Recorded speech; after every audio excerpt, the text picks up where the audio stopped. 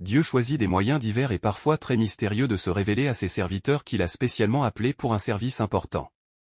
À Moïse, le libérateur d'Israël, il est apparu dans le buisson ardent. Aux enfants d'Israël, il apparaissait dans la colonne de feu la nuit, et dans la nuée le jour.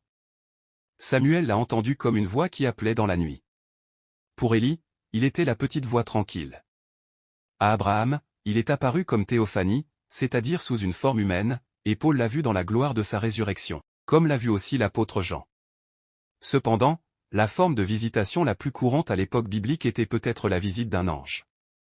Ainsi, des anges sont apparus à Abraham, à Moïse, à Josué, à Gédéon, à David, aux prophètes, à Zacharie, à Marie, aux bergers, aux apôtres et à d'autres. Dans la plupart des cas, les visitations surnaturelles n'étaient pas de simples visions, mais l'apparition réelle d'un être angélique.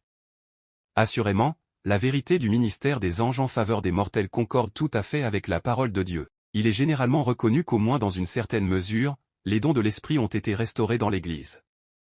Qu'en est-il des anges? Dans quelle dimension exercent-ils leur ministère?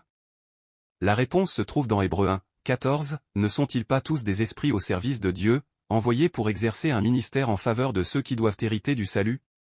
Même si nous ne voyons pas les anges, la Bible montre clairement qu'ils accompagnent souvent les enfants de Dieu.